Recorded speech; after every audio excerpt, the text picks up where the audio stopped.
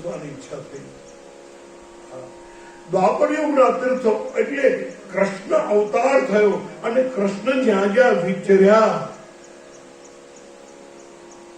કૃષ્ણ જ્યાં જ્યાં રહ્યા, દ્વારકા એ દ્વાપર યુગનું તીર્થ છે.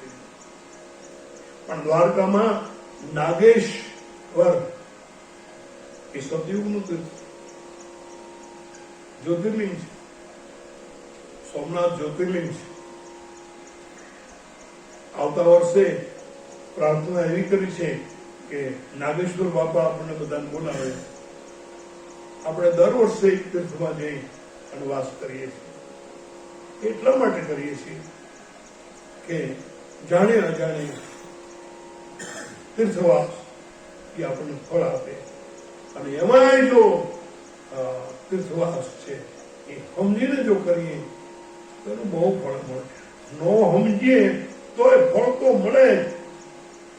અજાણતા અગ્નિના ખોટાના ઉપર પગ મૂક્યો હોય, બોલો તાજે કે નહીં? દજાય. અને ભૂલમાં ગોળ ખાઈ જાઓ, ગોળ વાળી આંગળી, મધ વાળી આંગળી ભૂલમાં મોઢા મુકાઈ જાય, મીઠું લાગે કે નહીં? લાગે. અજાણતા મીઠું લાગે, ત્યારે જાણીને જેનો ઉપયોગ કરે. અજાણતા ક્યારેક અગ્નિ દજાડે, પણ જાણીને જો અગ્નિ સેવા હોય તો અગ્નિ આપણા રોટલા શેકી દે,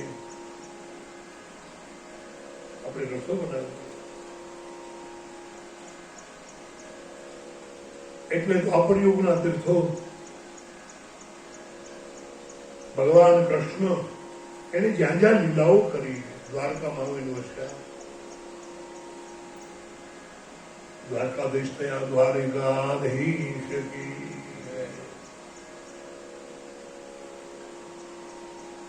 રાજા રણ છોડ તારું મુખડું દેખે ભૂમિ જવાય.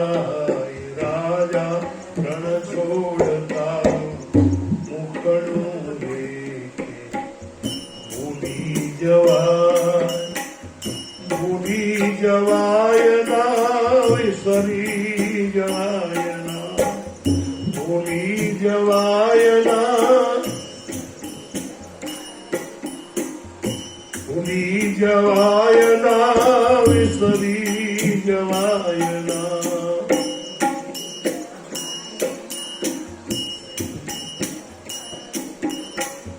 બાવન ગજનો તારો બાવટો રે, ભૂલી જવાય. બાવન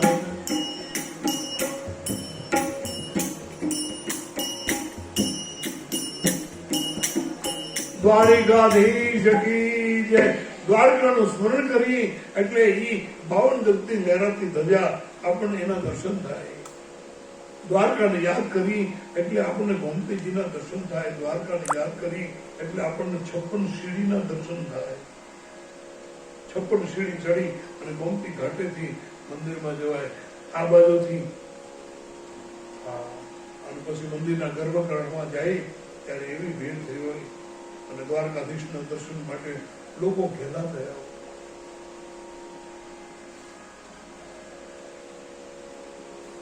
ભગવાન કૃષ્ણ જ્યાં જ્યાં વિચર્યા એ બધા દ્વાપર યુગના તીર્થ. ધ્યાન આપજો, દ્વાપર યુગના તીર્થો પછી કળિયુગના તીર્થો. હવે કળિયુગના તીર્થોમાં સ્વામિનારાયણના જેટલા ધામો છે બધા કળિયુગના. વીરપુરી કળિયુગનું તીર્થ, બગદાણા તો હજી ગામનું કળિયુગનું તીર્થ, નાથદ્વારા કળિયુગનું તીર્થ, મેરતા મીરાબાઈ એ કળિયુગનું તીર્થ. આ બધા કળિયુગના તીર્થ છે.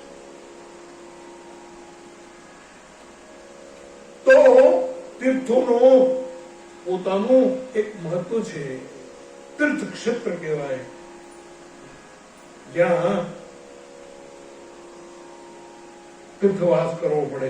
અને પછી વિભિન્ન વન બનાવ્યા, વિભિન્ન નદીઓ બનાવી.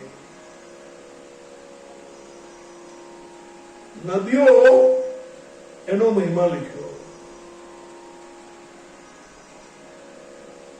સરસ્વતી નદી પુણ્યા પ્રોક્તા ષષ્ઠી મુખા તથા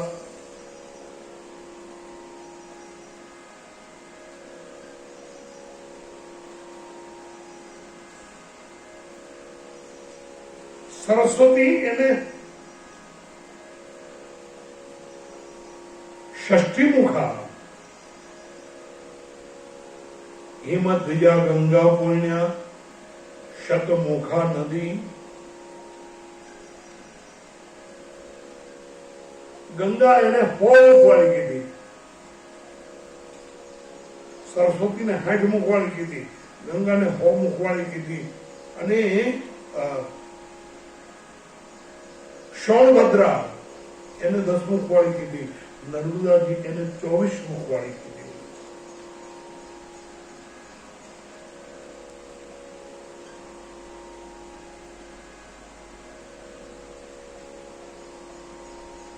નર્મદા 24 મુખવાળી, ગોદાવરી 21 મુખવાળી, તુંગભદ્રા 10 મુખવાળી, કૃષ્ણવેણી જમનાજી 18 મુખવાળી, કાવેરી 27 મુખવાળી. આમ બધી નદીઓ આટલા મુખવાળી. અને નદીઓનો મહિમા કીધો. નદીને તીરે નિવાસ, નદીમાં સ્નાન, ભગવાનનું ધ્યાન, એનાથી મળતા ફળ એ કીધા. જે ગંગા કે કિનારે રહી અને તીર્થવાસ કરે એને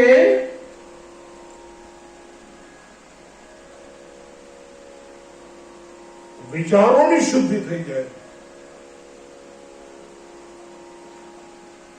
સરસ્વતીને કિનારે રહી અને જે અનુષ્ઠાનાદિ કર્મ કરે એના જ્ઞાનની શુદ્ધિ થઈ જાય.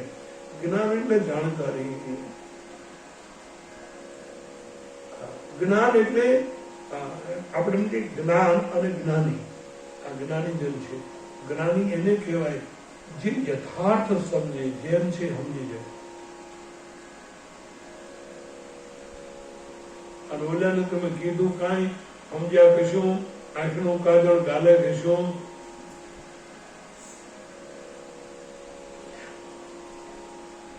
સાંભળવું ને સમજવું. જેને સાંભળતા નથી આવડ્યું એને સમજતા ન આવડ્યું.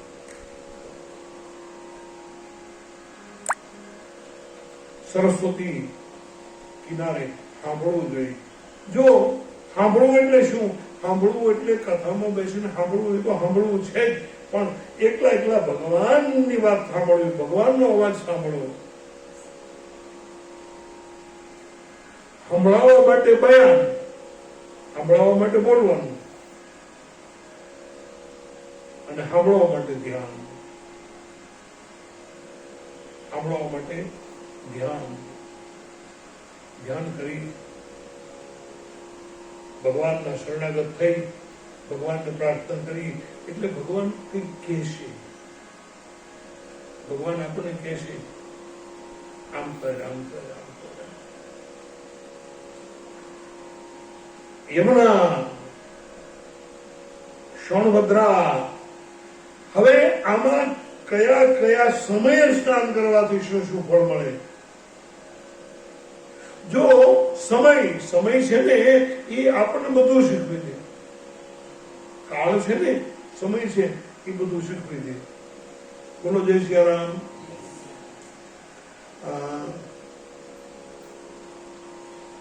તમે બધા આપણે બેઠા છે, શિયાળો આવશે હવે, બરાબર? મહિને પડે પછી કોઈને કહેવાની જરૂર પડે? સ્વેટર પહેરી ગયો. કોઈને કહેવાની જરૂર પડે? ધાબળો ઓઢી ગયો. કોઈને કહેવાની જરૂર પડે? પંખા બંધ કરો. કેમ? શિયાળાનો સમય સમય જ આપણને શીખવાડી દે કે આ ટાઈટ પડી, હવે ઓઢવું જોઈએ, હવે સ્વેટર પહેરવું જોઈએ. હા, અને ઉનાળો આવે ત્યારે કોઈને એમ કેવું પડે કે સ્વેટર કાઢી નાખ. ઉનાળો આવે ત્યારે કોઈને નહીં કહેવું પડે, એને પહેરવું છે તો એ કાઢી નાખશે. સમય કાઢવી નાખે, સમય પહેરાવી દે. એટલે પુનિત મહારાજે ભગવાનને પ્રાર્થના કરી, સમય મારો સાધ જેવાલા, કરું હું તો કાલાવાલા. સમય મારો સાધ જેવાલા, કરું હું તો કાલાવાલા. સમય મારો. હે વાલાજી,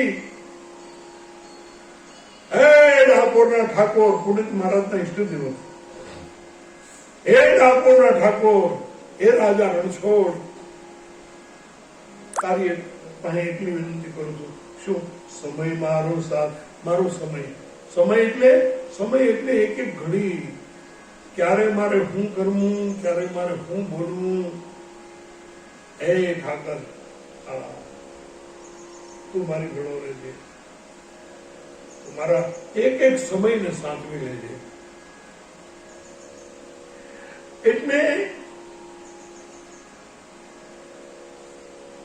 કયા ગ્રહ, કયા નક્ષત્ર, જ્યારે સૂર્ય અને બૃહસ્પતિ તુલા રાશિમાં સ્થિત હોય ત્યારે કાવેરી નદીમાં સ્નાન કરવું જોઈએ. જ્યારે સૂર્ય અને બૃહસ્પતિ કન્યા રાશિમાં સ્થિત હોય ત્યારે યમુના નદીમાં અને શોણભદ્રા નદીમાં સ્નાન કરવું જોઈએ. હા, જ્યારે સૂર્ય અને બૃહસ્પતિ વૃશ્ચિક રાશિમાં આવી જાય ત્યારે નર્મદાજીમાં સ્નાન કરવું જોઈએ.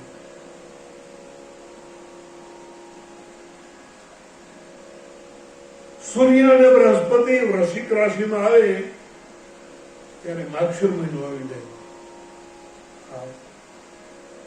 આપણે એક માગશીર મહિનામાં નર્મદા કિનારે બિલકુલ કિનારા ઉપર બેસી અને કથા કરી. બહુ લોકોએ લાભ લીધો. અલગગીરીજી મહારાજ એનું આયોજન હતું. અલગગીરીજી મહામંડલેશ્વર એ પણ આપણી સંસ્કૃતિના એક જબરા રક્ષક મુનિવર થયા છે.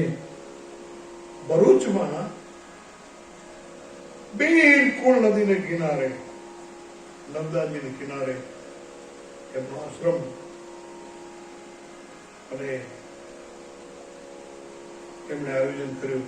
પછી નર્મદા જયંતિ પણ ધામધૂમથી આપણે મનાવી. કેટલી હોડીઓ લઈ અને જ્યાંથી નર્મદા સમુદ્રને મળે છે ત્યાં સુધી ગયા હતા. ઉત્સવ આપણે કેટલા બધા લાભ ઠાકોરજી આપે છે. જેવો જેવો સમય અને સમય વખતે કાર્ય થાય એનું ફળ મળે. તમારી પાસે આવીને રાતના 2 વાગે કોઈ જગાડીને તમને કે કંઈક દાન આપો ને ઊંઘમાંથી, તો તમને સારો લાગે. પણ સવારે તમે જાગ્યા હો, નાઈ ધોઈ અને બેઠા હો અને ઓલો વાટ જોઈને બહાર બેઠો હોય, હા નાઈ લીધું, નાસ્તા પાણી થઈ ગયા, હવે આ બેઠા છે, આવી અને તમને કે જય શ્રી કૃષ્ણ, જય સિયારામ, ઓમ નમઃ શિવાય, જય સ્વામિનારાયણ, તરત તમે, કારણ કે તમારી બધી પ્રવૃત્તિમાંથી તમે નિવૃત્ત થઈ ગયા. જ્યાં સુધી આ શરીર છે ત્યાં સુધી પ્રવૃત્તિ તો રહેવાની, એમાંથી તમે નિવૃત્ત થયા. એટલે આવો બેસો બોલો બાપા થોડુંક દાન આપો ને. હા, અને એ દાન આપવામાં તમને આનંદ થાય. સમય રાતના 2 વાગે કોઈની પાસે એમ આ ગંગામાં, યમુનાજી, બધી નદીઓ એના સમય છે કે ત્યારે એ બહુ પ્રસન્ન હોય અને એ વખતે એમાં સ્નાન કરવાથી ઉત્તમ ફળ મળે છે.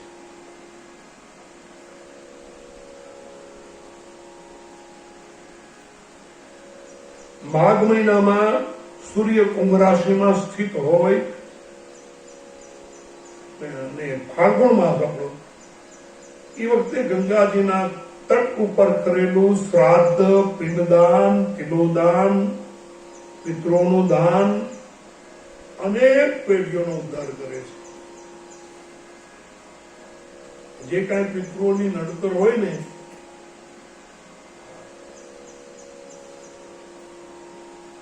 એ તૃપ્ત થઈ જાય પિતૃઓ અને આશીર્વાદ આપે. રુદ્રલોક પ્રદાન કરવા વાળા ઘણા ક્ષેત્ર છે. તામ્રપર્ણી, વેગવતી, આ બધી નદીઓ છે એ રુદ્રલોક અર્પણ કરે છે. ટૂંકમાં એવું છે, સદાચાર, ઉત્તમ વૃત્તિ અને સદભાવનાની સાથે મનમાં દયાભાવ રાખી અને તીર્થવાસ કરવો જોઈએ.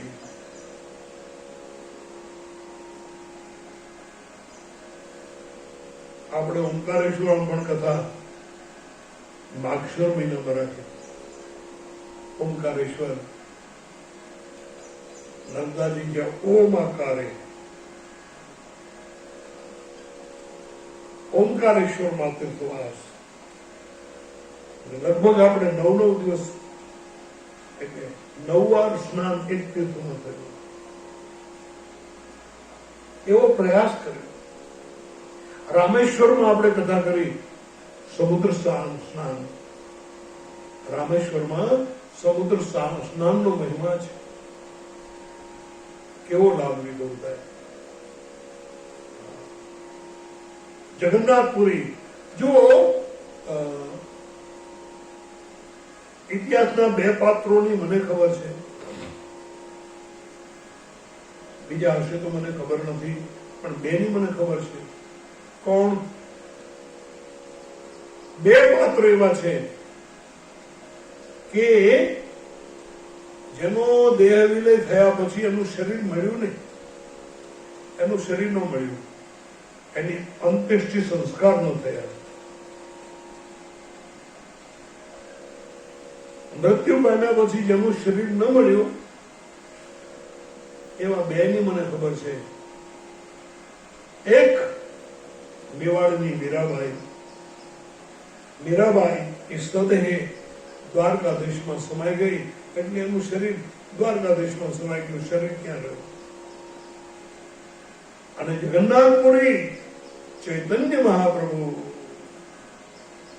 મહાપ્રભુનું શરીર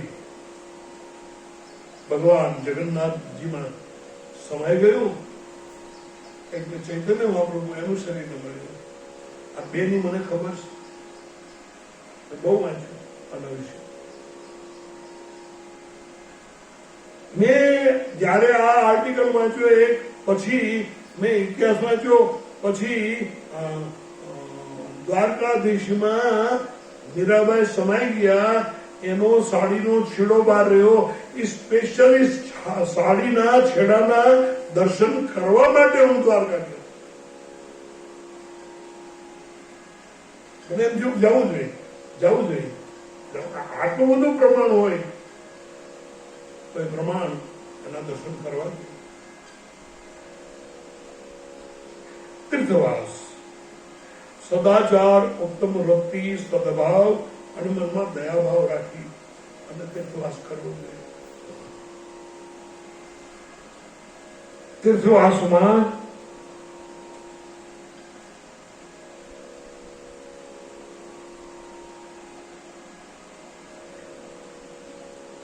તત્કાલમ જીવનાર્થ પુણ્ય ક્ષમયેતશ પુણ્યમેશ્વસ્ય ગાહુ કાયિક વાચિકમ તથા માનસમ ચ તથા પાપ તાદશમ નાશેત દ્વિજા.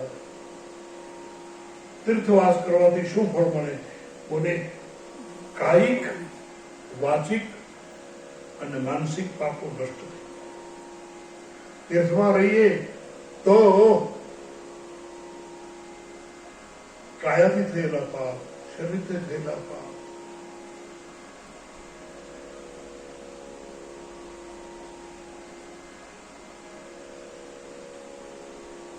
શરીરથી થયેલા પાપ નિર્દોષ રંજાડ્યા હોય શરીર દ્વારા, અખાધ ખાધું હોય, આ બધા પાપો, ન પીવાનું પીધું હોય, આ બધા પાપો એ તીર્થવાસ કરવાથી કાયિક પાપો, કાયાના પાપ નષ્ટ થઈ જાય છે. કાયાના પાપ નષ્ટ થઈ જાય એટલે શું થાય કે જયારે મૃત્યુ નજીક આવે ને ત્યારે આપણને મજા આવે, માણસને મજા આવે.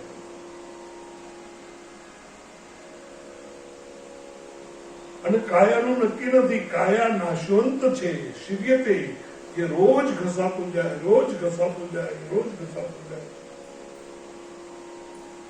આપણા સંતોએ પણ કીધું, કાયાના કુડા રે બરોહા, આદેયોના જૂઠા રે દિલાસા, એ મારી મેના રે બોલે ગઢને કાંગરે.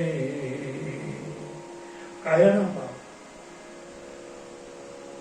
શરીર દ્વારા થયા હોય એ પાપ નાશ પામે છે. તીર્થમાં વાસ કરવા, તીર્થમાં રહેવા,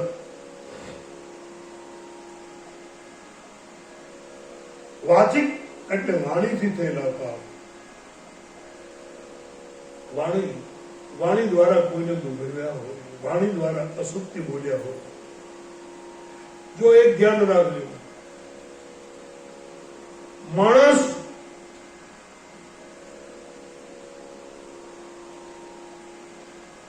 એને એમ હોય કે હું કહું છું એ તો સાચું જ છે. દરેકના મનમાં એમ હોય, હો ને મન હો શેર, એમાં અધવાનું કોઈ ઓછું નહીં. મને વાત યાદ આવી એટલે કરું. એક ભાઈના લગ્ન થયા તો મિત્ર નિયારે બેઠો હતો.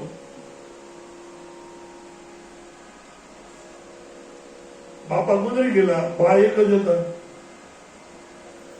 ઘરવાળી ઘરે પણ બહુ બોલકડી, બોલ બોલ બોલ બોલ બોલ બોલ બોલ. મહાપુરુષોએ, વિદ્વાન લોકોએ એવું કીધું, અતિ ભલો નહીં બોલનો, અતિ ભલી નહીં ચૂપ, અતિ ભલો નહીં બરસનો, અતિ ભલી નહીં ધૂપ, અતિ ભલો નહીં બરસનો, અતિ ભલી નહીં ધૂપ, અતિ ભલો નહીં બોલનો. ઓલી બોલ બોલ જ કરે, બહુ બોલે, એટલું બધું બોલે. એમાં માજી બીમાર પડ્યા અને માજીએ 2 દિવસથી ખાધું નથી, કઈ ખાધેલું નહીં. અને ઓલાને બિચારાને રોજ સવારે નોકરી ઉયું જવાનું, સાંજે નોકરીથી આવવાનું. એટલે એને ઘરવાળીને કીધું કે સાંભળ, શું બાએ 2 દિવસથી કઈ ખાધું નથી, તો બાનું જે ઈચ્છા થાય, બાને ભાવે એવું કંઈક બનાવી અને ગમે એમ કરીને આજે કોઈને કંઈક ખવડાવજો. બાનું ધ્યાન રાખજે. તો એવું ન કરીએ. સાંજે આવ્યો, સાંજે આવી અને ઘરવાળીને પૂછ્યું, બાએ કઈ ખાધું? એટલે ઘરવાળી કે છે, હવે સાંભળજો ધ્યાન થયો. ઘરવાળી કે છે કે હા, બાજરાનું ઢેબરું બનાવું હતું તો બાજરાનો લોટ પણ આપણા ઘરમાં બાજરાનો લોટ નહોતો, એટલે પછી બાજરો, અત્યારે કેટલી જાતના બાજરા છે. બાજરો કાઠિયાવાડનો મળે, બાજરી મળે, અને હાઇબ્રિડ તો હવે બહુ નકામા થઈ ગયા.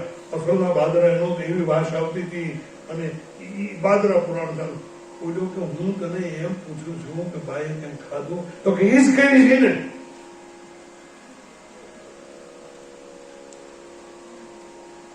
પછી પછી કે બાજરો લઈ આવી, બાજરો લઈ આવી, બાજરો લઈ આવી તો બાજરાનો લોટ નહોતો, એટલે લોટ નહોતો તો ઘંટી વાળા ત્યાં ગઈ તો કે એટલો બાજરો અમે ન દળી દઈએ તો ઘરઘંટી, તો જો ને રમીલાબેન ના ઘરે ઘરઘંટી, હવે કેવી કેવી ઘરઘંટીઓ છે જો ને, આ ઓટોમેટિક ઘરઘંટી ને હવે તો પથ્થરની ઘરઘંટી ને જાત જાતની ઘરઘંટી, કેટલી કંપનીઓની ઘરઘંટી નીકળી, અમુક ઇલેક્ટ્રિકની અને અમુક હાથ ફેરવો ને કે આમ થાય, એ ઘંટી પુરાણ ચાલુ કર્યું.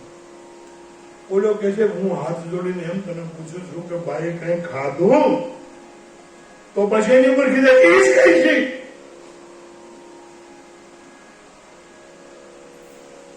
પછી કીધા એ જ કઈ છે. પછી કે એ લોટ બાંધ્યો, પછી ગેસ ઉપર ઉપડીને, પછી ચૂલા ઉપર ઉપડીને, પછી એક એક વાતને વર્ણન કરતા કરતા કરતા કરતા 1.5 કલાક કાઢ્યો. અને 1.5 કલાકે કીધું કે મેં બાજરાનું ઢેબરું બનાવ્યું, બાઈ અડધું ખાધું. જો આટલું કહેવા માટે એને 1.5 કલાક લગાડી. હવે એને જયારે ઓળ્યો કે હું તને એમ પૂછું છું બાઈ કઈ ખાધું, તો કઈ જ કઈ છે ને, કારણ કે એના મનમાં એમ જ છે હું કઉ છું એ સાચું જ છે.